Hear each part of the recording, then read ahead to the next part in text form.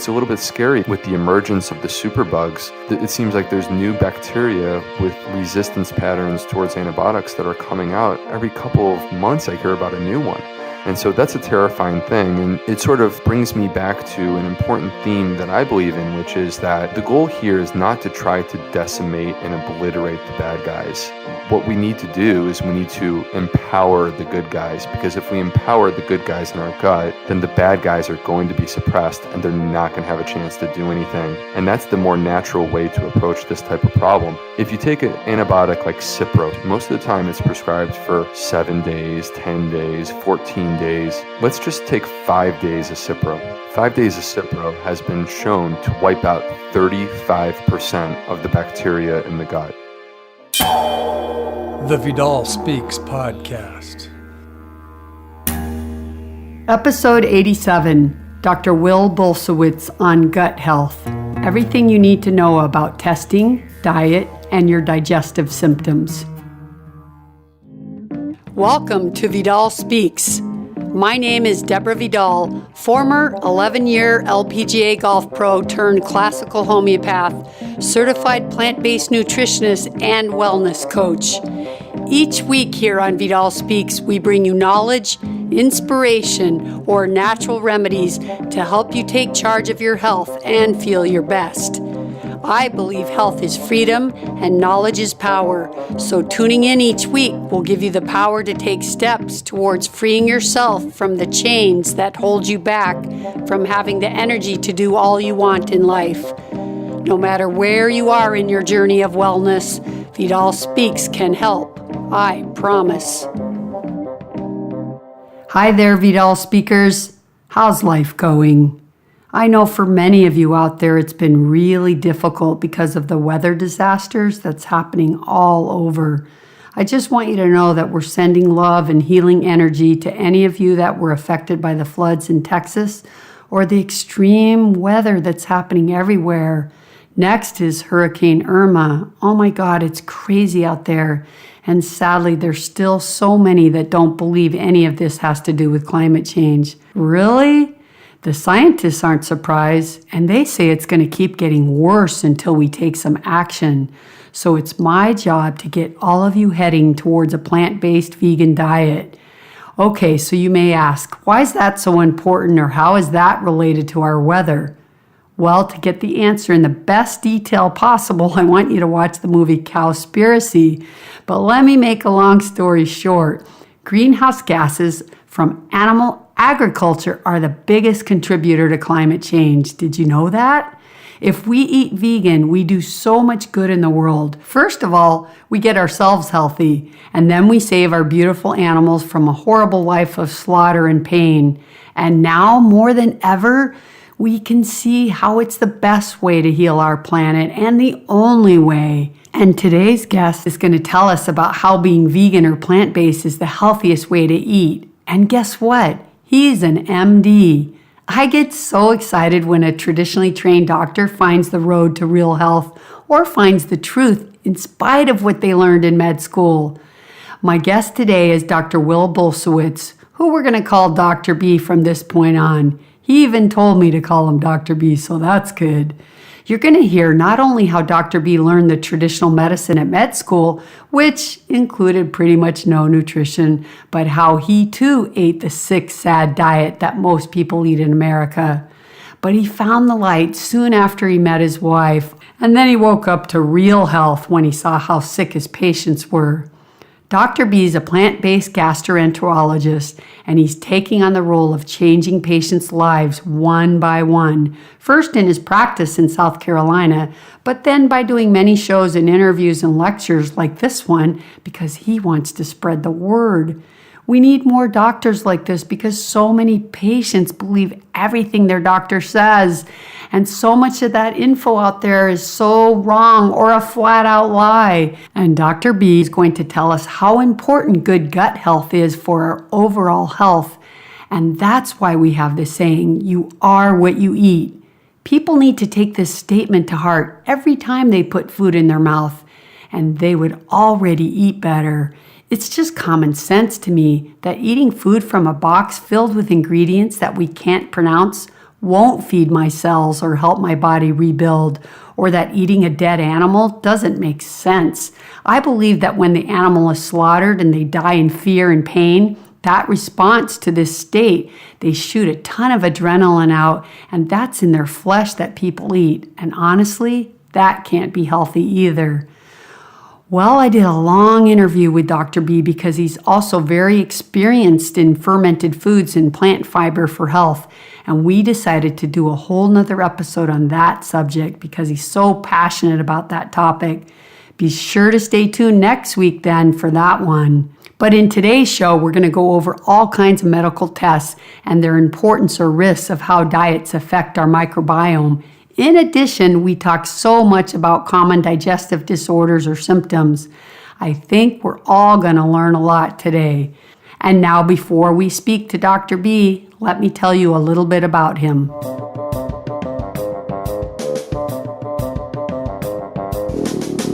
Dr. Will Bulsiewicz, MD, is a graduate of Georgetown University School of Medicine. He trained in internal medicine at Northwestern Memorial Hospital and gastroenterology, hepatology, and nutrition at the University of North Carolina. He also received a Master's of Clinical Investigation from Northwestern University and a Certificate in Nutrition from Cornell University. Dr. Bulsiewicz is board certified in internal medicine, gastroenterology, and hepatology. During his 12 years of medical training, Dr. B was repeatedly recognized for his clinical excellence. He received the highest award given in both his residency and fellowship programs. He also served as Chief Medical Resident and Chief Gastroenterology Fellow.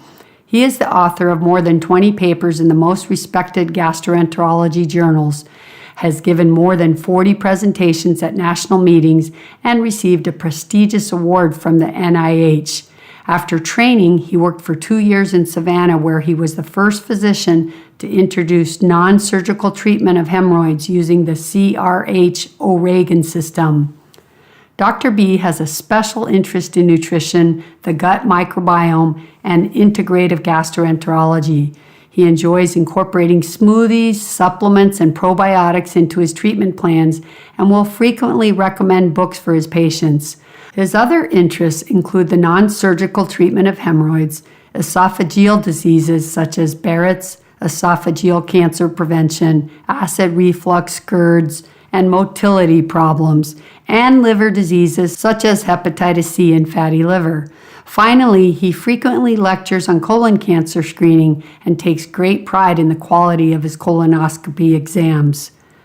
Dr. B is a devoted family man. His wife Valerie was born and raised on Sullivan's Island with a family history dating back 5 centuries in this area. They have a daughter, Sarah Grace, and a son, Liam. Dr. B is affiliated with East Cooper Medical Center and Roper Mount Pleasant Hospital. He provides all of his services in Mount Pleasant, including GI consultations, endoscopy, and colonoscopy. Okay, are you guys ready to go learn a lot about digestive health, testing, and how nutrition affects us? I hope so. Here we go.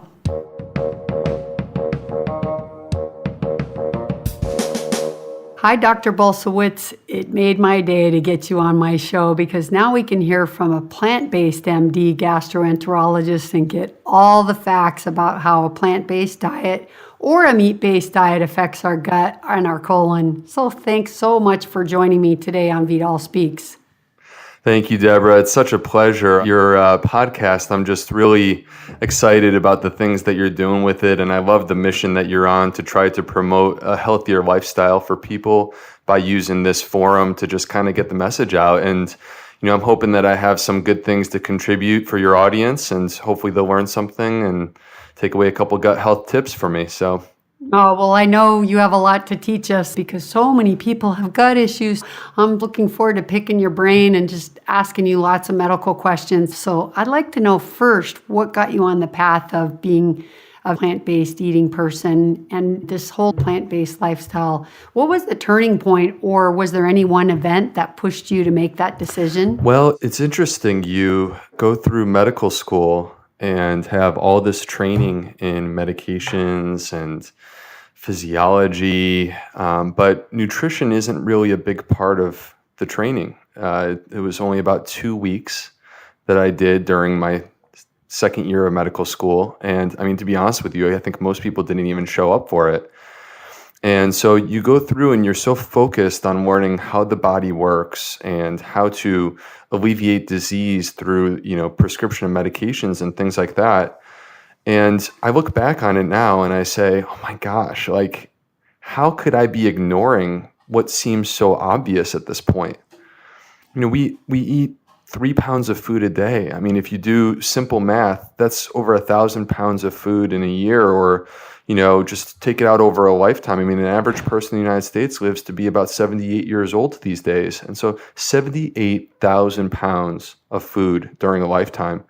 And yet somehow our medical system pretends that doesn't matter, that it really doesn't make any difference what you eat. And I just, in retrospect, think it's crazy. And so I'm sort of going through doing my routine Western medicine training thing. And, I'm in my early 30s and eating meat easily 3 times a day. I mean, it was normal for me to have a bacon, egg, and cheese for breakfast and some sort of Italian cold cut sub for lunch.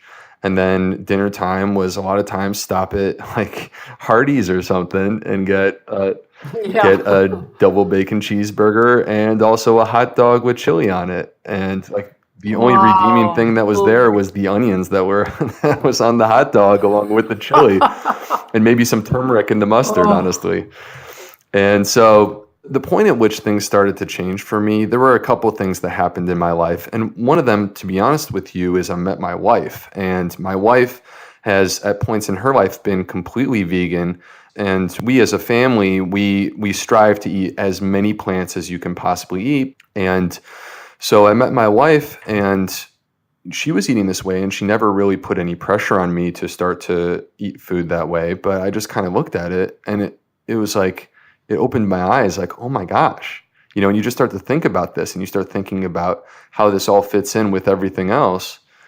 And it starts to make so much sense. And, at the same time that was happening, I was at a point in my career where I'm now entering into clinical practice. I've finished my training and I'm out there and I'm doing it on my own for the first time. And I'm someone who I'm very passionate about my job. I take it very seriously. I can't help it. I feel like I was born to do this. And so when a patient comes to me, and, these are just intuitive, basic questions. They say, Doc, what should I eat for my IBS? Or, what's going to be good for my Crohn's disease or my ulcerative colitis? I mean, that's a basic question. I would ask the exact same thing of my doctor if I had those conditions. For sure. And my training hadn't really taught me how to answer that. And that's amazing, when I look back on that in hindsight, because my GI training was at the University of North Carolina, and I think I can make a compelling argument that UNC is literally the #1 GI program in the entire country. Yeah. And yet this was not really something that we discussed as a part of how we take care of our patients. And so this just sort of sent me on this mission to, okay, let me go home at night and I got to figure this out. And so I spent my free time starting to read on this topic, and you get into the science, you get into the different studies that are out there. And also I read some authors. There's certain authors that I enjoy. For example, I enjoy Joel Fuhrman's books. And so I started to get into all this information that was out there. And when you start to connect the dots, and I'm hoping, over the course of these 2 episodes, we're going to really get into some of these details. When you connect the dots, you see that some of the things that grandma was trying to teach me turn out to be completely backed up by science.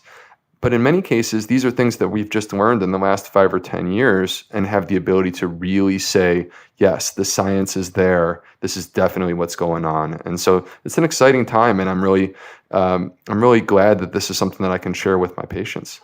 Yeah, what a great story. And, to be curious enough after all that training, because I come from a medical family. My father's an MD, he's an ophthalmologist. And, it's kind of, my story is a little bit opposite. No one in our family followed in his footsteps. And I was the one person that was really considering becoming a doctor.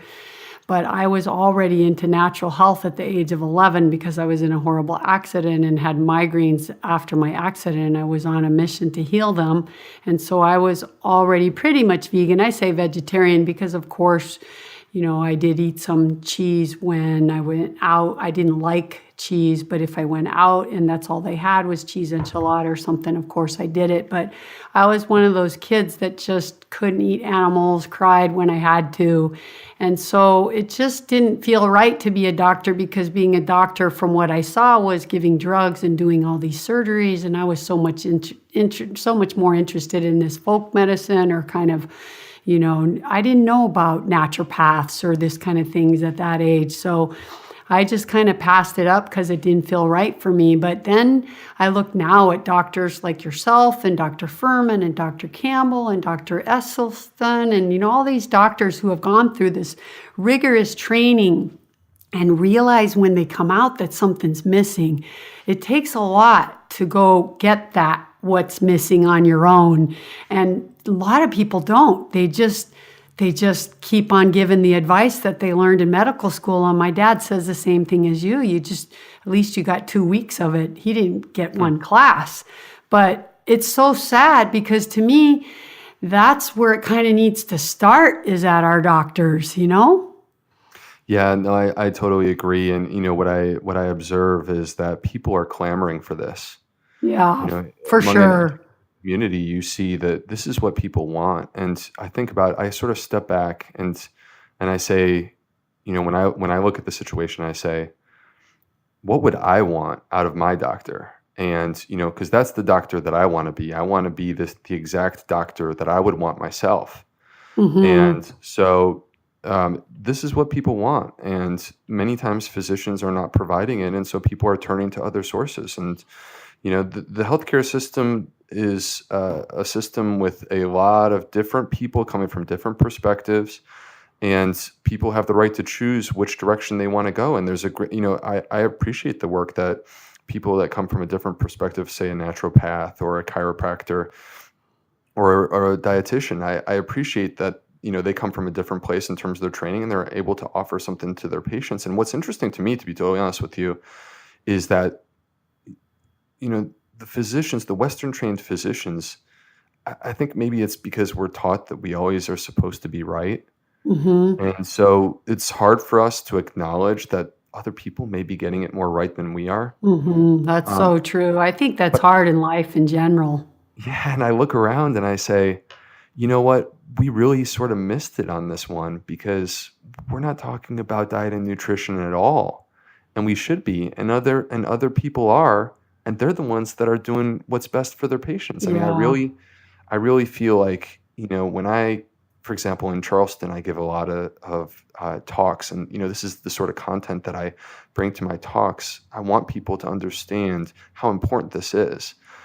And there's nothing that sort of gets me more fired up than when someone comes up to me afterwards and says, I'm planning to make a change. And to me, I think about, like, one person changes their diet, and if they actually adhere to that and they stick with it, that to me means more than an entire month's worth of, prescribing medications and doing the traditional thing in the office. Yeah, well, because, after 5 years of treating that patient with anti-acid suppressing drugs and, all these other medications, steroids for the Crohn's and all the things, that at some point, most of these doctors that are doing what you did realize, wow, I'm not really healing the person anymore. I'm just kind of managing their symptoms. And at some point, you can't even give those drugs anymore. They stop working. And then what, So I get that, what you're saying, that's so true. And we all, just as humans, need to come to that place that what we know is not always just the truth or the only way. And we need to know that there's a crossover where there's a use for all of us. But as a homeopath with a clinical practice, I used to love treating doctors' families because, homeopathy really gets a bad rap in the medical world because they just don't get it, because it's kind of energy medicine, I guess you could say, because it's scientifically, you look in the water and there's nothing in it. And they go, this is just a placebo medicine, right? I once was teaching golf, and this MD doctor said to me, "Oh, so how's your homeopathic practice going?" I said, "Wow, great. I had this patient with this horrible hemorrhoid, which we'll talk about with you because I know you see that in your practice." And I said, "Yeah, his doctor said he needed to do surgery, and he asked him if he could have a week." And I treated him, and he was so happy because his hemorrhoid went away. And he's like, "Oh, if you had a cure for hemorrhoids, you'd be a millionaire." And I was thinking, oh my gosh, it was almost comical, And I was Right. like, what? I guess he thought I was just fabricating or lying or something. But anyways, it's like, yeah, they don't know it. And I think the bad thing about certain medicine protocols or doctors' viewpoints or whatever it is that instead of saying, "I don't know," they just say, "No, that won't work," or "That's Right. dangerous." And I think that's what I've learned as a homeopath. I might say, "I don't know that treatment," or "I don't know if that will work," or "Maybe I don't know this remedy," or "Maybe I don't know this disease enough and I need to consult with someone." But to tell patients that what they're doing is dangerous or it won't affect their disease when they've never had a class in nutrition, that's just flat out wrong. And that's what gets me angry because a lot of patients are told this. I had a patient that had Crohn's disease, and I recommended a vegan author who cured his own Crohn's disease on a plant-based diet. And then they asked the doctor, and the doctor said, "Diet has no effect, no effect." And the parents ended up not going in that direction with the kid because of what the doctor told them. And I just think that's a pity. It's a pity because there's a lot of people have healed themselves with diet. No question. No question. No, I agree with you 100%. And, to be honest with you, in academic circles, most people who take care of inflammatory bowel disease, whether it be Crohn's disease or ulcerative colitis, if you were to survey them and say, can you treat this disease with diet? I think what you would see is the vast majority, and I mean, 85, 90% would probably tell you it just isn't going to make a difference. And I honestly, I find that to be very sad. And when you get into the science behind it, the science is there to clearly demonstrate that you can make a difference with the diet. If you believe that the gut or that the microbiome, the bacteria that live inside of the gut, are the cause of these conditions, which I do, and I think that most gastroenterologists would say the same. If you believe that, and if you also believe that the number one predictor of what your microbiome is made up of is the food that you eat, then I don't understand how you can't connect those dots. If the microbiome is related to food and the microbiome is also related to the disease, how can the food not be related to the disease? Exactly. I mean, sometimes it's like just the bottom line is the bottom line. We don't question it. We've heard it so many times, like, milk does the body good. We all still remember that line from how many years ago? That was an amazing campaign. I mean, I still know the baloney song from when I was a little kid. I mean, it's ridiculous, but sometimes it just gets like regurgitated out. And that's it. It's truth, but we don't question it. Well, I was going to say it's like soy products. Soy products have been villainized like this thing that we should be avoiding. I can't tell you how many women I've met who say I'm afraid to consume soy because I heard that it has estrogen and that estrogen could cause breast cancer. Yeah. And that actually is completely inaccurate. I mean, it's a complete lie. That's the problem. It's not even partially true. Right. And so the estrogen that's in soy is a plant-based estrogen. And what's interesting is when they treat breast cancer these days, oftentimes they use a drug called tamoxifen. And the way that tamoxifen works is actually by blocking the estrogen receptor. And guess what the estrogen in soy does, this plant-based estrogen? It literally does the exact same thing that tamoxifen, this drug that's been used to treat breast cancer for years now, that's what it does. It does literally the exact same thing. And so what's interesting is that at MD Anderson, they're now starting to incorporate this into their breast cancer treatment strategy. So and sadly, the side effect of tamoxifen is ovarian cancer, and the side effect of soy is better health. Right. I mean, it's so cheap, but it is. And sadly, though, there's a reason behind that, because Weston Price is kind of the organization that's been behind the big dairy company because they get money from the dairy company. And then there's a lot of big name doctors that are kind of Weston Price doctors who recommend a Weston Price diet, which is all these meats and high fats and milk and raw butter and all this stuff. And so they got scared when milk started falling down. They started writing some nasty articles about soy, and you're feeding it to your baby and they're going to grow breasts and you're going to give them cancer, and men are going to grow breasts, when truth is they're growing breasts from eating meat because it has insulin growth factor in dairy and meat. And that's the truth, but it's sad Not to when mention the hormones. yeah, that's the hormones in the meat. It's not the soy that helps people cure their cancers or improve their situation. So it really is, that's when it crosses the line, when these lies get passed around. But it is sad because there are some big name doctors out there that are big into this soy myth, and then they write books on it and they're famous, and people like your patient read the book and they go, I can't drink soy milk. What milk should I drink? And yeah, somehow it's got to make a comeback, and there's some new research out there. I heard that there were some speakers at the Veg Fest that were showing some new research on it. So hopefully the truth will prevail, as it always does. It's just going to take some and you time. can understand why people are confused about this stuff when there's people out there who, basically are sending a message for the sake of making a profit. Yeah. And it's not science-based what they're saying. And that I find that to be very upsetting. Yeah. That basically you're twisting the truth Yep. for personal gain. And do you understand how much you're hurting people by saying this? But really, at the end of the day, when you look at it, just think about how, if each one of us, including your listeners, just kind of thinks about, how much money do you spend on food? What percentage of your budget is spent on food?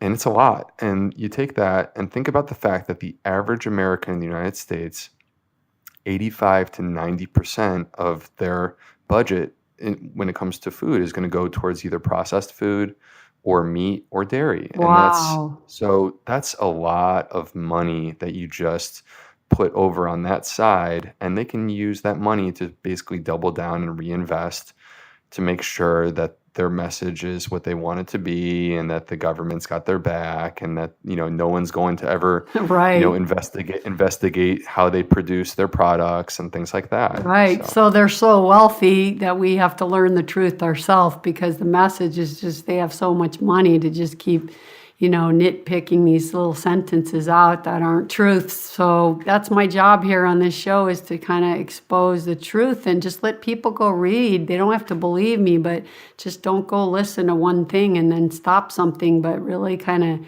think it through. And it's great to have doctors like you that are on both sides, because you have that MD background and you look at people's colons and you see colon cancer and you see directly the cause and the impact of their diets, and yet you've decided that it's healthiest to eat more plants. So we're going to get into so many of these things, and I'm really excited about that. But let's talk a little bit about the medical stuff first. I could chat with you all day about just medicine in general, and we'll get into that. But I would like you to tell people, what do you see the most in your practice? What are, not even the most, what are some common things you see?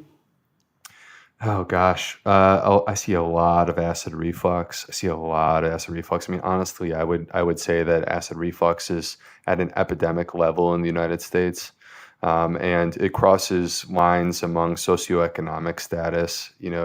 I see it among wealthy, middle class, and lower class people.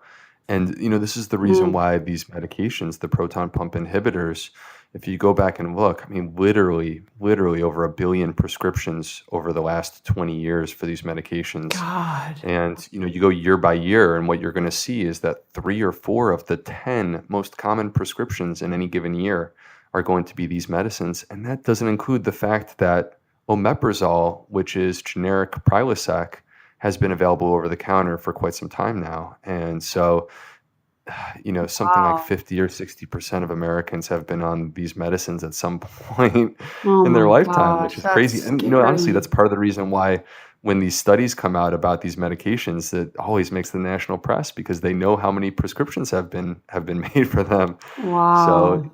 I see a lot of that. I see a lot of abdominal pain. And, what's interesting to me is when I start to look at the root cause of disease and the way that it relates back to the gut. And when my patients come in now, I can look and just see that there are, usually a number of conditions. Maybe there's one or two GI conditions, but then many times there's going to be other conditions that are not necessarily GI related, but that I believe start in the gut. So that could be rheumatoid arthritis, that could be lupus, that could be migraine headaches, it could be Parkinson's disease or Alzheimer's. So depression, anxiety, all of these things from my perspective really start in the gut, even heart disease. Yeah. So it's very interesting to come from the perspective of, gut health, because when my patients come in, I'm always tackling their GI problem, but many times I end up recommending things for their other problems as well, because I think it's all tied together, to be honest with you. Yeah, I mean, as a homeopath, we treat the whole person, and typically the way medical doctors work is they're kind of managing symptoms. So it's really cool that you begin to stretch it out, and you do see common things, and we have heard that for so long about the gut. But let's talk a little bit about this GERDs and acid reflux that you see all the time. What do you think is the main cause of that? Why is that on the rise? Well, I love that question because, there's the classic teaching about acid reflux. So, for example, and probably most of your listeners have heard things along these lines. The classic teaching is, okay, you got to be careful about spicy foods, acidic foods like tomato sauce, alcohol, tobacco, fried food, chocolate, peppermint. Maybe those two. Maybe those Coffee. two are a little bit more on the periphery, but that's sort of the classic teaching. Mm-hmm. And I look at that and I say, okay, objectively, like without question, there is substantially more acid reflux in 2017 than there was in 1977. And I'm going to tell you how I know that. Esophageal cancer has increased 700% in 40 years. Wow. So in 2017, we are seeing 7 times the number of cases that we saw back in 1977. The cause of esophageal cancer is acid reflux. Wow. And so when I see an explosion of a malignancy like that, that's so clearly tied to this particular pathophysiology, that, the reflux of stomach contents into the esophagus. When I see that, I say, okay, it's obvious. There's something going on here that's causing an explosion of this disease. It's not debatable. We have more acid reflux in 2017 than we did 40 years ago. Is it wine? No. I'm pretty sure people drank wine back in the 1970s. Is it tomato sauce? No. People liked Italian food back then too. You go down the line of that list, the classic teaching, and you say, I just don't think that this is really fully explaining this. I mean, if I were to pick out one thing that stands out from that list, it would probably be the caffeine, because I think that we drink more coffee. Right, because than we used to back everybody's in the day. shot, and adrenals are shot and working too hard. For sure, people are living on more caffeine. Yeah, we're bogging down our bodies at lunchtime with, some greasy, heavy meal, and then we feel exhausted in Yeah. the afternoon, and that's what you need to be able to finish your day of work. But, I really don't think that caffeine by itself explains a 700% increase in esophageal adenocarcinoma. And so one of the things that started to pop up a couple of years ago for me in my clinical practice is I noticed patients who, I would have these conversations with them about diet, and people would get excited and they would make changes. And, maybe they didn't necessarily make the change that I 100% advocate for. I mean, I have a lot of patients that move towards something that they feel more comfortable with. And you know what? I support that. If you're moving in the right direction with your health, Right. I'm there 100%, with my support for you.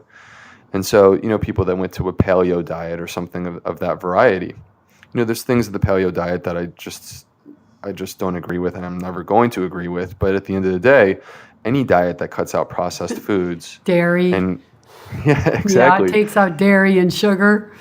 Yeah. I can support that 100%. And so, So, and what I noticed is that my patients who were making those changes, they would come back and say, by the way, I stopped my acid reflux pill because I wasn't having any more acid reflux.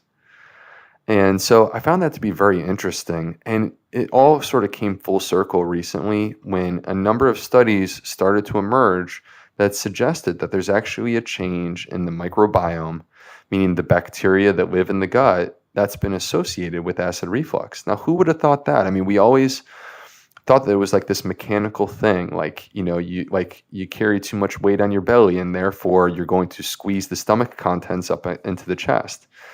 Maybe there's a part of that, but now what we're finding is this change in the bacteria in the gut. And what's cool about it is that there's now studies that show that you can actually treat acid reflux with fiber. And that's something that I know we're going to get into in more detail in the second session. But that's something that I've changed in my practice, is that I still prescribe those medicines on occasion. But the difference now is my patients aren't going to go on to Nexium or Prilosec for the next 10 years. My patients are going to go on to those medications temporarily for the purpose of healing the esophagus and to give us time so that we can make the dietary changes that we need to basically change the microbiome and address the root cause of the disease. Oh, it's so nice to see like the crossover, like you said, you use the drug to kind of heal the damage that's there right then, and then you are working in that time to transition their diet. That's a beautiful way to do it, and to understand how both can have its place. And I'm curious too, because when you're taking these GERD or reflux drugs, they're basically like antacid, right? So they're making they're taking away the acid. I mean, long term, what is that doing when you're not allowing your body to produce the acid that it needs to break down your foods? Well, I'll put it to you this way. Most GI doctors believe that the studies that say that these medicines are dangerous are overstated. That's the way that most GI doctors feel. And I will tell you that there have been some studies that have emerged recently that if you get into the methods that were used to make their associations, I don't think it's real. For example, proton pump inhibitor use and Alzheimer's disease or stroke or coronary disease. To me, those ones, in order for me to really buy that it's legit, you have to show me different layers of evidence. And what that means to me is I want to see it on a population basis, but I also would like to see something else that supports it. Can you show me a mechanism using physiology that shows me that it makes sense? Can you show me an animal model in a laboratory where they reproduce that type of thing? That's what I want to see, not just one specific study that got headlines, but that has flaws from a methodologic basis. Right. Now, I agree. that being said, these medicines cut stomach acid, and we evolved to have stomach acid over the course of millions of years. It's there for a reason. Yeah. And so to eliminate stomach acid over the long term, from my perspective, I think that's very dangerous. And, we won't fully know the effects of that because these medicines are still fairly young until more time passes. But that being said, without question, there is increased risk of developing GI-related infections by taking these medicines long term. And one in particular that we worry about is something called Clostridium difficile. Mm-hmm. This is a bacteria that lives in the gut. Many of us actually carry it around. And that concept of carrying around a dangerous bacteria sounds very scary. But to be honest with you, that is a normal part of our body, is to carry around many different types of bacteria, some of which are not good for us. But what happens is the good guys prevail. If you have enough good bacteria, the good guys are able to suppress the bad guys and keep them out of the picture. And so when you take away the stomach acid, you allow this bacteria, the Clostridium difficile, to flourish.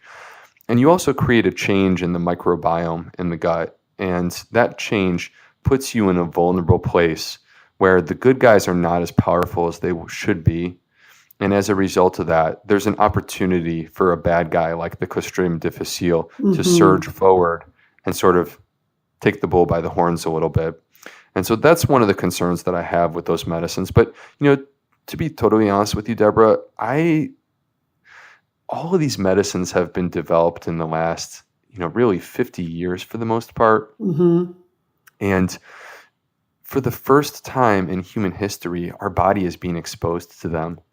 And I have concerns about honestly taking any synthetic medicine over the long term. Yeah. I'm worried about what that would mean because we've never been given the opportunity to really evolve with these medicines. It's just all of a sudden we're shocking the system.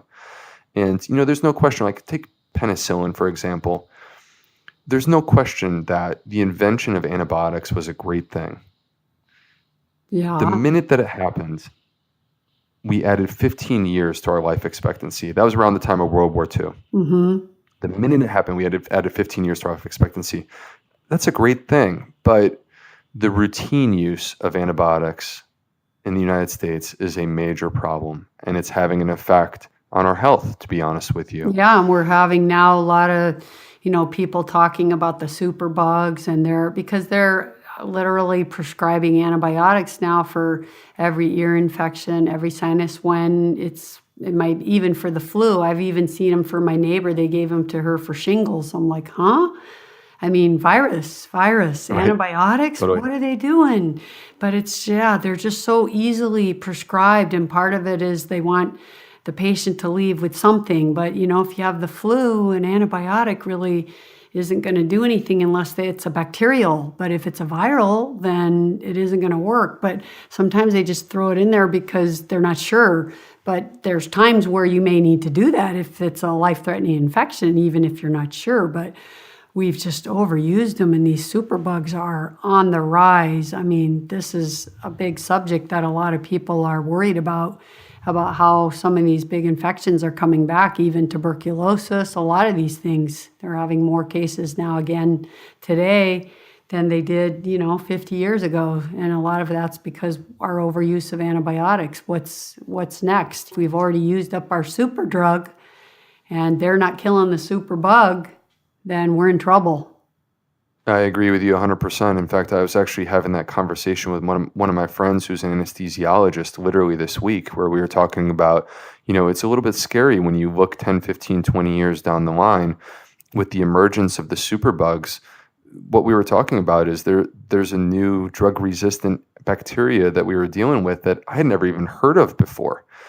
And so, it seems like there's new bacteria with resistance patterns towards antibiotics that are coming out on, every couple of months I hear about a new one. And so that's a terrifying thing. And, it sort of brings me back to an important theme that I believe in, which is that, the goal here is not to try to decimate and obliterate the bad guys. What we need to do is we need to empower the good guys, because if we empower the good guys in our gut, then the bad guys are going to be suppressed and they're not going to have a chance to do anything. And that's the more natural way to approach this type of problem. If you take an antibiotic like Cipro is very commonly used for urinary tract infections. Most of the time it's prescribed for 7 days, 10 days, 14 days. Let's just take 5 days of Cipro.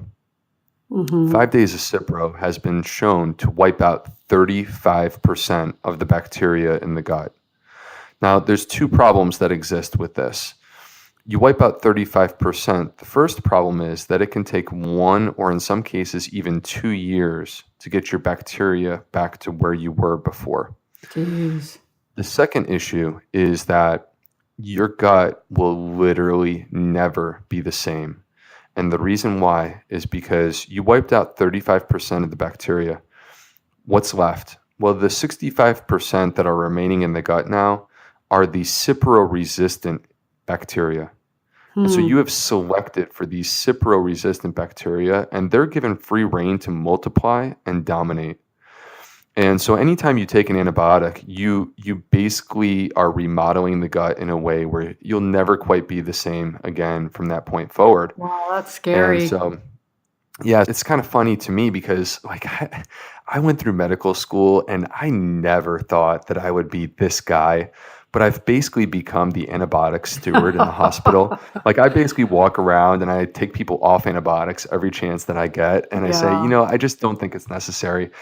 And recent studies are supporting this. I mean, you're starting to hear now from leaders in the field that are saying, hey, if you're feeling better after 3 days of your antibiotic, but it was prescribed for 7, you can probably stop it after 3 days. That's good Yeah. enough.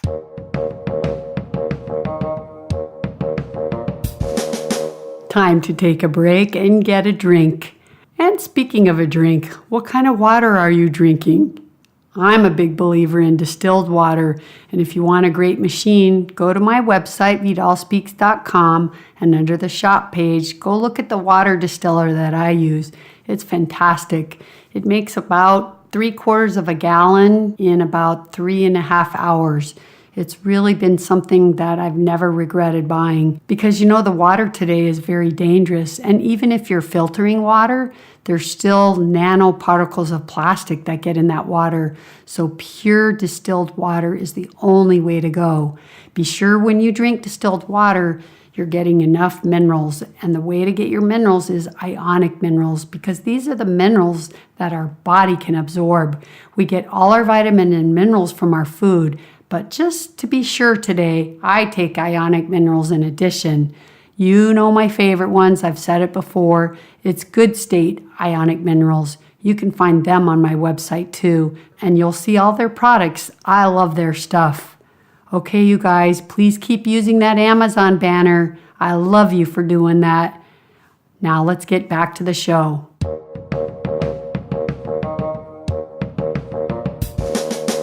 Yeah, because they tell you not to do that. But one little thing, because Cipro's in the family of the quinolone antibiotics, and along with Levaquin and a bunch of others.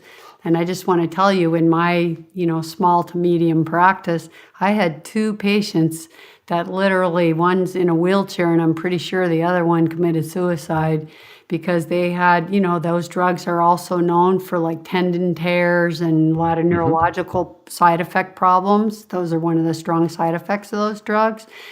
And oh my gosh, like the neurological symptoms in these 2 patients were so horrendous. This one guy, he actually wrote a book on it and like put it around the web because he wasn't told about that. He took Cipro for prostatitis, and it literally ruined his life. And so I just think that sometimes, I know a lot of patients, and as an athlete, I actually was given that drug because I was having a lot of problems with the pesticides on the course, and I had chronic sinus infections. And then you don't put the 2 and 2 together, but you go suddenly and wow, my hip, it hurts, and then get an MRI, or your tendon's torn, or because it has a lot of problems with tendons and ligament weaknesses and stuff like that. And I had quite a few patients that had that. So that's a super daddy antibiotic. If you need that in a life-threatening emergency, no problem. But that shouldn't be the first drug that people are putting them on for a simple infection that maybe doesn't even need an antibiotic first, But that's what happens. They give them Cipro sometimes for the simple things. Yeah, I'm with you 100% on everything that you just said, and I agree with everything that you said about the tendon concerns. And believe it or not, from my perspective, I would even call it a moderate antibiotic. I mean, there's definitely stronger antibiotics that exist than that, even in oral form. And so it is terrifying to imagine that you can wipe out 35% of the bacteria in your gut in just 5 days with antibiotic, and you'll never be the same after that. That's so scary, but honestly, that's one thing that's on my list whenever, for an emergency, I have down allergy quinolone antibiotics. Because it's too risky for me, and my family all does the same thing. If there's another antibiotic that can do the same job, I'll take that one because the side effects with the ligament problems are horrendous with that family. So I always warn my patients about that when I saw them. Okay, I'm curious about what is Barrett's esophagus syndrome? Okay. Yeah, well, Barrett's esophagus is a change in the lining of the esophagus down at the bottom, and it's something that's visible when you do an upper endoscopy. That's the opportunity to basically see this, and you can think about Barrett's esophagus as being very similar to developing a polyp in the colon. So this is a precancerous state, which is a very scary thing to hear. But, basically what that means is that there's a change in the tissue that increases the likelihood that this could progress to esophageal cancer. Now, here's what's important. If you have acid reflux, particularly in the Caucasian population, because this is dominated by the Caucasian population, this particular condition, including the esophageal cancer. If you have a history of acid reflux, then at some point in your life, you probably should get an upper endoscopy to take a look to make sure that you do not have Barrett's esophagus. It's simple enough to do on the same day that you get your colonoscopy. And by doing that, you can have that peace of mind of knowing that it's not there. If it is present, there's things that can be done to make sure that you're kept safe so that it never progresses to the esophageal cancer. This particular malignancy is one of the most dangerous. I mean, it's not quite as dangerous as pancreatic cancer, but I would put it right there, like almost as dangerous. And the reason why is that you don't know that it's there until it's really late in the game. And so if you can identify that you have Barrett's esophagus, then there's ways that your doctor can basically protect you to ensure that it never progresses to this cancer. On the flip side, if you never find that out, it can be sort of a silent killer. And when I was at the University of North Carolina, Barrett's esophagus was actually something that I was investing a lot of my time into studying. I actually wanted to be a GI cancer epidemiologist, meaning I wanted to study the ways that cancer develops in populations so that we can try to figure out strategies on a population basis to protect people. And so this is what I did. And there's a physician at the University of North Carolina. His name is Dr. Nick Shaheen, and he's the division chief, and he's my mentor. And so I would argue that Dr. Shaheen is literally the top Barrett's esophagus guy in the entire country, and you could argue whether or not he's the top in the world. I think he's right up there with the top, one or two other people. And so we did a study together, and what we found, which is interesting, is that people who develop this condition, Barrett's esophagus, again, it develops in people that have acid reflux. But one of the things that can happen is when you develop the condition, your reflux symptoms get better. So what's going on there? Well, it's not that you're actually having less reflux. The difference is that when you develop Barrett's esophagus, the change in the lining of the esophagus is basically covering up the nerves. So you just can't feel it. Wow. And so this is, again, where I say that if you have a history of acid reflux, then particularly if you're white, I would encourage you to get an upper endoscopy at some point in your life just to make sure that there's nothing there. Because, again, your reflux symptoms can get better, and you would think, oh, I'm better. Why would I do that? Yeah, that's a good tip. It's like, to kind of preventative, just to be sure if you've had acid reflux and then it gets better, just kind of suddenly gets better, then you should make sure that you don't have that. That's cool. That I never knew that. And I'm wondering also, when you talk about this, it's probably a little bit of a silly question, but I think a lot of people confuse this. Is there a difference between esophageal cancer and throat cancer? Yeah, there is a difference. And to be honest with you, there's also different types of esophageal cancer. And so what I'm talking about right now is a specific type, which is called esophageal adenocarcinoma. And this type of cancer develops at the bottom of the esophagus and, again, is caused by acid reflux. Now, there's a different type called esophageal squamous cell cancer. And that's typically found in the middle of the esophagus, very, very strongly tied to alcohol use and tobacco use. And to be totally honest with you, not very commonly seen in the United States. You'll find a lot more squamous cell cancer of the esophagus if you go to China or East Asian countries than what you find in the U.S. So that's something that is totally different. And throat cancer is also different, much more commonly associated with tobacco or nicotine use, including chewing tobacco. Okay, now the other thing I want to talk and spend some time talking about is colonoscopies. because this is also kind of a controversial test, because there's a lot of people say that the rate of perforation makes it too risky, and then there's other people that say there's really no other, real test that you can do. So first I want to ask you, when should a person do a colonoscopy? And I know there's some other lesser things they can do. Would you agree also that they're okay to do those first? Like, let me tell you the ones that I know about. There's that home stool test. I think it's known as the FIT test. And then there's some kind of DNA test that's out now. And then there's also I had a person on my show who was a colon cancer survivor, and he recommended to first do the stool test and then to do a sigmoidoscopy instead of a colonoscopy. And then if either of those have any issues, then to go on and do the colonoscopy. But I'd like to know your opinion of the risks of a colonoscopy, when you would recommend them, and if it's okay to do lesser things first. I really appreciate you giving me the chance to talk about this topic, because this is something that I feel very strongly about. And to be honest with you, this is the type of topic that when I have my worst days at work, many times it's related to these specific issues. And the reason why is because colon cancer, unfortunately, is a huge problem in the United States. It is. So colon cancer is literally the second leading cause of cancer death in America. Yep. The number one is lung, and the number two is colon. And we're expecting 135,000 people to be diagnosed with colon cancer in 2017. 135,000. Wow. It's terrifying. You can take the biggest football stadium in America, fill that up, and then add another 35,000. That's how many people we're expecting just this year alone, and then go ahead and reproduce that next year. And I can just tell you that I am concerned that this is going to get worse. And I'm saying that partially from my anecdotal experience, and I'm also saying that based upon recent studies that have emerged in the last couple of months. And so from an anecdotal experience, let me tell you that I have, in the last 3 years, I diagnosed a 27-year-old with colon cancer.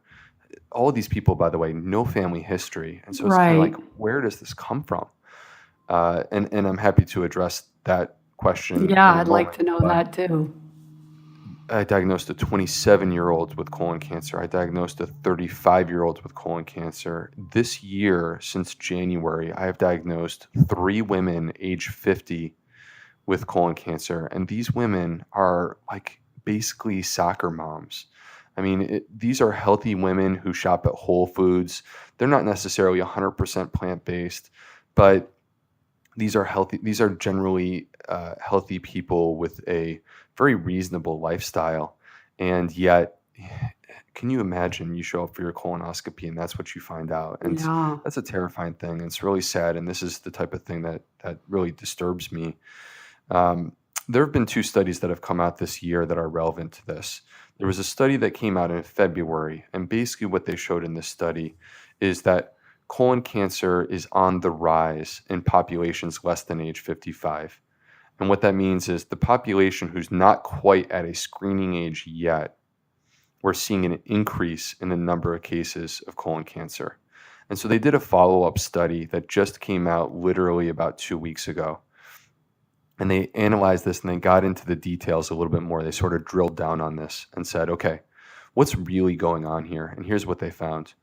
They found that particularly in the white population, the rates of colon cancer are starting to go up. And what that means is mortality from colon cancer, the number of people that are dying from this disease less than age 55, the rate is actually on the rise among the white population. They found that in people that are 30 to 39 years old and white, the rate of death from colon cancer hit rock bottom around 1996. And then it turned a corner that year and it started to drift in an upward direction. And the same is true if you take a white population between ages 40 and 49 and look at 2005. In 2005, the mortality from colon cancer hit bottom, and then it turned a corner and it started to move in an upward direction. What this means is we're seeing more people who are younger than 55 being not only diagnosed, but passing away from this condition. That's shocking, but I also have known this, and this guy that was on my show, he was young. I think he was in his 20s when he was diagnosed. So, and he was giving us the stats on this, and so I know it's really on the rise, but the sad thing is they don't even pay for a colonoscopy until you're 50, even if you have symptoms. Right. Yep, you're right. And so basically what we need to do is we need to take advantage of the resources that we have available to us to protect ourselves.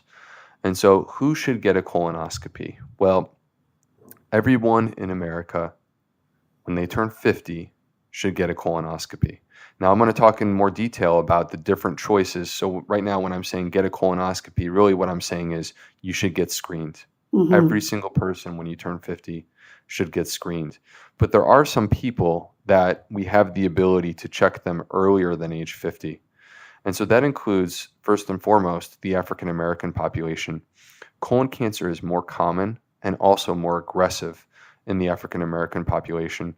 And so because of that, the American College of Gastroenterology has said that it makes sense for us to start our screening program at age 45 in African Americans. So if you're sitting at home listening to this and you're African American, believe it or not, your primary care doctor may not know this because it's specific to the gastroenterology field. But you should take advantage of this to get an early colonoscopy to make sure that you're protecting yourself. And then the second thing is people that have a family history of colon cancer. So what constitutes a family history of colon cancer? Well, unfortunately, the rules are made up to say that it needs to be a first-degree family member. So it needs to be someone, either a parent or a sibling, who is diagnosed with colon cancer. And there's a second aspect to the rule, which is that they need to be diagnosed at age 60 or younger. And so I find that to be unfair because I have people who come in and they say, my brother was diagnosed with colon cancer at age 61.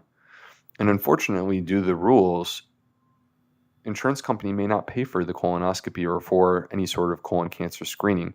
So sad. But nonetheless, the current state of affairs is if you have someone in your family who's been diagnosed with colon cancer, or if they've had colon polyps before age 60, then you have a justifiable reason to go and have colon cancer screening performed. Now, let's talk about the different options that are available. And, let me say this. I have my beliefs on what I think is the best, but I'm going to just lay out the facts as unbiased as I possibly can. And at the end of the day, here's what I really, really want. I want people to get checked. I want people to come in and get checked as early as their insurance company will allow them to do it. And so I don't care which test you choose, but if you get it done, that's what matters the most. So the options include a non-invasive stool test. It could be the FIT test. It could also be, there's a new test that's a DNA test, and that's called a Cologuard. Yeah, that's the one I know of. Yeah, and so these tests can be performed at home, and you don't need to prep for a colonoscopy. You don't need to actually be sedated to do these tests. But what you do need to do is you need to be prepared that if the test result turns positive, then you need to have that follow-up procedure done. And so which procedure you choose to do, well, let's talk about sigmoidoscopy versus colonoscopy. A sigmoidoscopy is where the gastroenterologist will look at the second half of the colon. So the colon is about 5 feet long in total. And basically the way that it starts from an anatomical perspective is it really starts, if it's food coming down sort of the intestinal tract, that food is going to come and leave the small intestine down by the appendix. And it's going to enter into the colon right there down by the appendix. And then you could actually even use your finger to draw this on your body because it's pretty easy to do. It starts out in the right lower area by the appendix. It moves up towards the liver, across towards the spleen, and then it moves down your left side and to the back, which is where the rectum is. And so when the gastroenterologist does a flexible sigmoidoscopy, they're looking in the rectum and also in the sigmoid colon and the left side. So they're seeing about half of the colon. But the concern that I have with doing this, the sigmoidoscopy was designed with some studies back in the 90s where they said, if you find a polyp on a sigmoidoscopy, then it makes sense to go and do a colonoscopy so you can look at the entire colon. But the problem is that there's one particular part of the colon that scares me the most, and that is the area right between the liver and the appendix.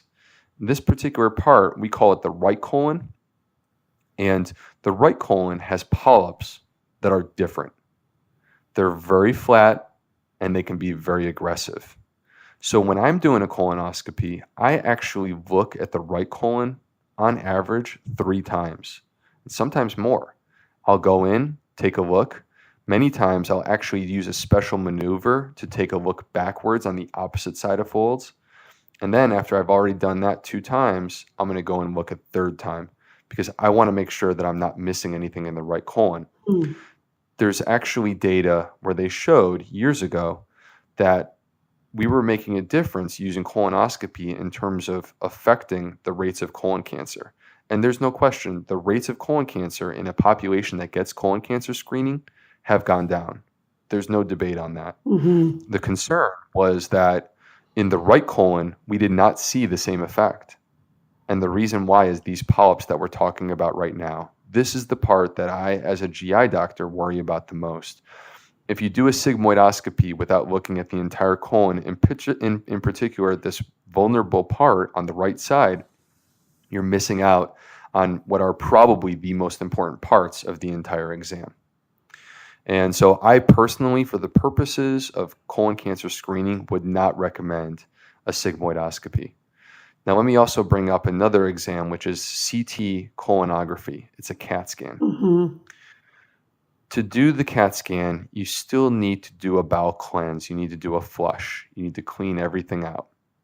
And then you go into the radiologist, and the radiologist is going to, while you're still awake, pump air with a tube into the colon to basically inflate it like a balloon. And then they do the scan. It's not comfortable. And the problem is that when I talk about these polyps on the right side, these polyps are very flat. And the CT colonography is only designed to see polyps that are raised. So it will not see a flat polyp. So by definition, a CT colonography lacks the ability to identify the polyps that I fear the most. So when I look at the options, what I look at is I say, to me, there are 2 dominant options. There's doing a colonoscopy, or there is doing the DNA stool test, which is the Cologuard. When I compare those 2 options head to head, here's the way that I see it. Colonoscopy is the best test available for the purposes of identifying colon polyps and removing them. It allows us to find them and get them out. It is not perfect. There is a 5 to 10% miss rate on colon polyps. Even the best gastroenterologist will miss 5 to 10% of polyps in there. And I hope someday that we have the ability to improve on that one way, whether it's using a colonoscopy or using something else. The downside of colonoscopy is that it is a procedure. You have to take a day off from work. The hardest part, frankly, is the bowel prep. You have to flush out your system. Exactly. Right. But when you come into the doctor's office, for example, if you come into my office, by the time you get in to see me, all the hard work is done. We put an IV in. We have an anesthesiologist. And by the way, this is the way that most GI doctors are doing it these days. We have an anesthesiologist who takes care of our patients, and they administer medicine through an IV. It's called propofol, that allows our patients to fall asleep very quickly, 10, 15 seconds. The procedure takes about 20 minutes. Our patients are completely comfortable during that time. Now, there is a risk of perforation, and I can't say that there will ever be 0% risk of perforation. At the end of the day, you want someone who has experience with colonoscopy, and to be totally honest with you, someone who has good hands. This is a hand-eye coordination thing. And so someone who has good hands should be able to provide colonoscopies consistently year after year without having a perforation. But there is that risk. And if you ask enough people, you could potentially find someone who's had that happen to them. And I regret that that's the case because that's a worst case scenario. Last thing, on the flip side, the other option is the Cologuard. And the Cologuard is the non-invasive test. Now, the reason that the Cologuard to me is not as good as a colonoscopy is that there's a higher percentage of miss rate. And so you can get false positives, but even more concerning to me is that you can get false negatives. It's just not designed to be perfect. I look forward to the day where we have a test that is better, that's non-invasive, so that people don't have to have colonoscopies, but we're just not there yet. And so the way I see it is this is what I tell my patients. If you're not comfortable with doing the colonoscopy, if you want an initial test, I recommend doing the Cologuard. I want my patients to do something because it's too scary to fly free without doing anything. But if you're only going to do one test and you want the best test, from my perspective, I believe that a colonoscopy done by a good, experienced gastroenterologist with good hand-eye coordination, I believe that's the best test. And so that's the way that I feel about it. Well, as you mentioned, I think that this test, when any gastroenterologist recommends to their patient that they get a colonoscopy, I read that it's kind of the single biggest advice that's not followed because of the prep, the uncomfortableness of the prep. I've heard from my own patients absolutely horror stories about what happened in their, when they had to drink the gallon of that stuff. Have you ever, I know there's one hospital now using colonics instead of having patients do this prep that had pretty good success with that. Have you ever had patients that didn't do the prep and chose to do colonics or fasting or something like that, or a combination? We've had patients who choose to do fasting. We've had patients who do enemas, and not necessarily like a full colonic, but that choose to do enemas. We have patients who opt for bottles of magnesium citrate instead. And what I'll say is this: there's just, unfortunately, right now there's not great options. I wish that there was. But what I care about is making sure that we can get the result that we're there for in the first place. And in order to really do a good exam, you need a good prep. And so no matter what gets you there, as long as it's safe, I would support, but it has to be something that can get us there. That's the way that I feel and then about you it. would know right away, right? You would go in and you'd say, not good enough, we need to do the prep. Yeah, but the problem is that at that point, you've already, the procedure has already technically been performed. So from the perspective of the anesthesiologist and the hospital, that patient's going to get a bill. Yeah, it's sad because I know that is what drives people away from the test more than the test itself. It's the prep. Yeah. And It's something tough. I think about all the time. If we could come up with a better way to do this. I know there needs to be a really good invention for that, and they'd get a lot more people following their directions. Well, and why do you think the rate of colon cancer, I know for me personally, I feel like the heavy meat diet is such a big factor in colon cancer. Do you feel the same? Because I know there's cultures without the meat that have way lower rates. That is a great segue into a discussion that I find to be super interesting. So one of my mentors at the University of North Carolina is someone named Bob Sandler. And Dr. Sandler did a study, basically devoted his career to understanding what are the foods that contribute to colon cancer. And basically, he's the one that back in the 90s identified that red meat, and particularly processed meat, was associated with increased risk of developing colon cancer. And to me, there's no question that pathway exists. If you look at rates of colon cancer in the United States and you compare it to India, we have 8 times the number of cases of colon cancer per person relative to what they have in India. So we have 800% more colon cancer. It's staggering. And you would say, okay, is that a genetic issue? Well, here's what's interesting. If you take people from India and they move to the United States, meaning that you basically are transferring their genetics into our culture, you find that their rates of colon cancer in that population are 400% higher Wow. than the people back home in India. And that's within one generation. Wow. And so, essentially what happens is as they start to adopt our cultural practices, they see this particular issue, colon cancer, blossom. And one of the things that I find to be very interesting that we're going to dig into in more detail in the next session is the role that prebiotics, meaning fiber, has in protecting us against colon cancer. And here's a short preview. Prebiotics, when consumed, are transformed by the bacteria in our gut into something called a short-chain fatty acid. And there are a number of benefits of short-chain fatty acids. One of them is that short-chain fatty acids protect us against developing colon cancer. And so further proof that a plant-based diet protects us from this particular disease. Yay, eat more plants. So, Dr. B, if we can't get a colonoscopy covered by our insurance until the age of 50, maybe we should talk about what the symptoms are or the early signs of colon cancer.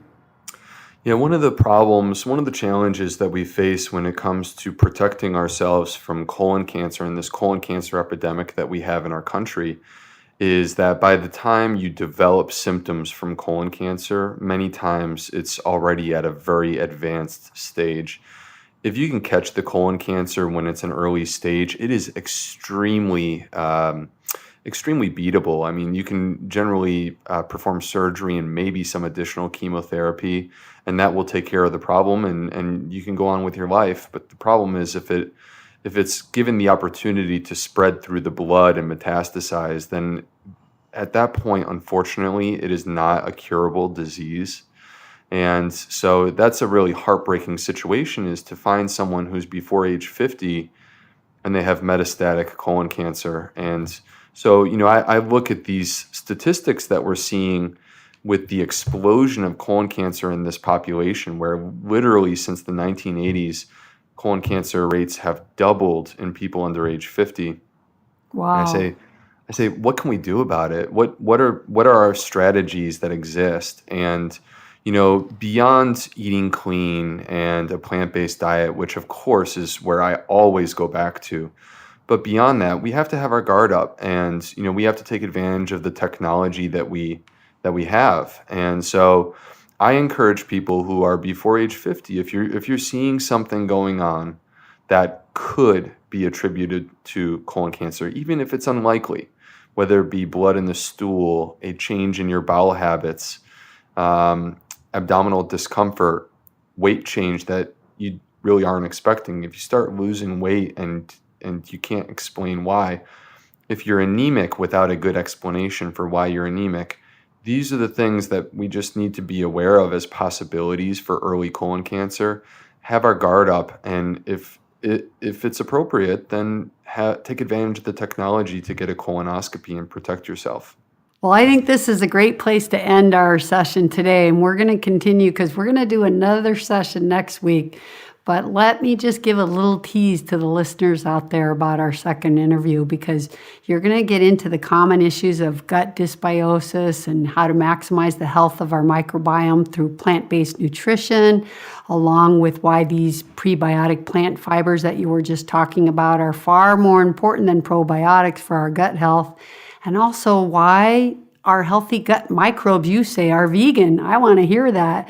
And also I want to hear about the benefits of eating fermented food and get your advice on some easy, healthy, do-it-yourself recipes. So I just want to say thank you for all the time that you took to tell us about this medical part of the gastroenterology practice that you do. And I look forward to next week's session with you to get into all the things that we can do to get healthier. So thanks, Dr. B.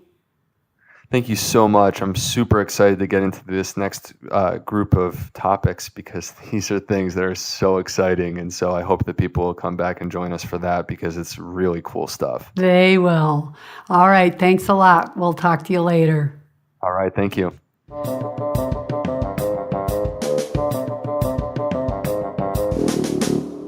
That was such great advice and really solid information about all kinds of symptoms like acid reflux, GERDs, and IBS.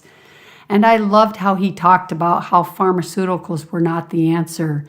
And honestly, I know the danger of having so much acid because it's a precursor to cancer. But I also know the danger of staying on a pharmaceutical for years and years. And like Dr. B said, there's no real long-term research on those drugs. So I thought that was very wise of him to say this.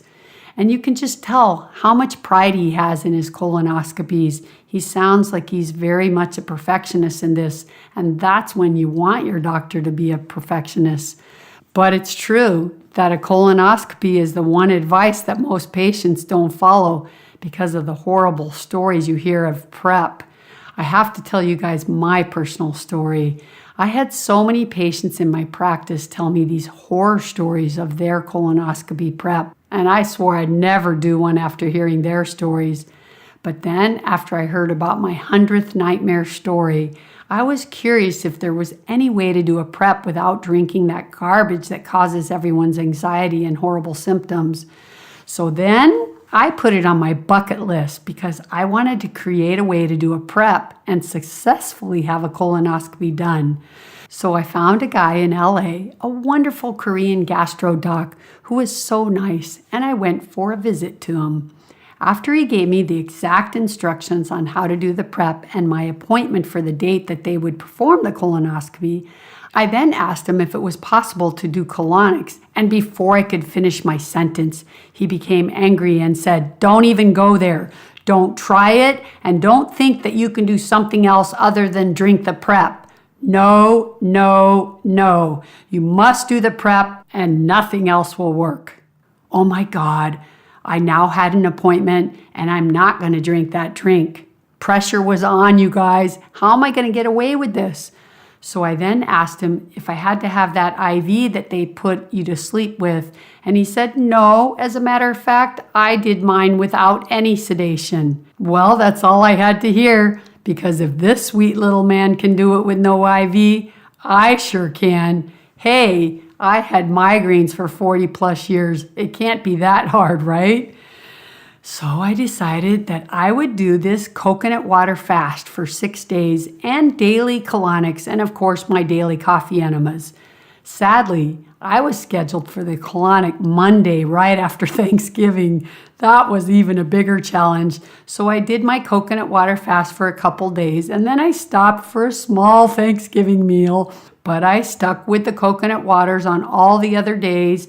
And the last couple days I did mostly water, but I did my colonics and my daily coffee enemas. The lady that did my colonics kept saying, "You will be successful." But my biggest fear was the moment the doctor put the scope in me to hear him say, "What? You didn't do the prep after all I told you?" Okay, so the morning came. I was nervous, not about the procedure, but about the doctor telling me I was not clean enough to go through with the procedure, and then him grilling me saying, "I told you to do the prep." Anyway, I managed the procedure with no IV, and I can tell you that a migraine headache was much worse than what I felt during the colonoscopy. And a couple times I even said to him, "Okay, doc, so how's it look?" Because I was so nervous about if I wasn't clean enough. And I laid there holding my breath, but he would just say, "I can't talk right now. I'll tell you when I'm finished." Oh my gosh, I held my breath. And then it was finally over. And the nurse said, "Okay, get dressed. And the doctor wants to see you in his office." And so I walked in his office, still holding my breath. And then he said, "Your colon looks very healthy and very clean, and you're in very good shape. I don't need to see you for 5 years. Whew, that was the best news I ever heard, at least in the moment. So honestly, I was one of those people that said I will never do a colonoscopy because of the prep, and I didn't like the risk of perforation either. But once I made it my goal to help others and to come up with a method to avoid the prep, then it became a challenge, and I did it. And I'm glad I did. Now look, I'm not advising any of you out there to do what I did. I've been doing coffee enemas a long time, and maybe my colon is cleaner or in different shape than someone who hasn't done it in a while. I don't know. I don't know if that would work for others, but one thing I can tell you is that afterwards, I found a hospital on the East Coast by the name of Danbury Hospital. It's in Connecticut, and they were using colonics instead of the prep for patients because so many patients were not going through with the colonoscopies that their doctors had advised. Now that's a smart office because they're listening to their patients, and they said they had good success with this. So maybe more and more doctors can learn from this hospital. And one day in the future, I'm hoping we have a choice to either do a series of colonics and a fast or drink this prep. And hey, if it leads to more compliance with patients doing their colonoscopies, why wouldn't they give it a try? It sure seems like an important test when you hear Dr. B talk about it. So if patients had an option not to drink that prep, it would be my bet that the rate of colonoscopies go up dramatically each year. Anyway, you guys, I had to share my story with you, and maybe it's a conversation you can have with your gastroenterologist, and it just may not be right for everyone, and it may not work for everyone, but hopefully one day we'll find another option, as Dr. B said. Okay, enough about colonoscopies. So did you guys learn a lot today? I hope so. You know, it's always my goal for us all to learn something every week about the importance of taking care of our health and what we need to do to stay healthy or to get healthy. Now, just a little reminder that you guys should come back next week because Dr. B is going to speak all about fermented foods and the importance of plant fiber in our diet. So be sure not to miss that one. It's going to be really great. Well, you guys, I hope you enjoyed the show today. You know what time it is, I'm sure. Yep, it's time to say goodbye. So until next week, stay well and be well and eat a lot of plants. Vidal has spoken. Remember, you heal with a plant-powered diet, homeopathy, and detoxing. Of course. Peace. Be healthy. Be free. Live life.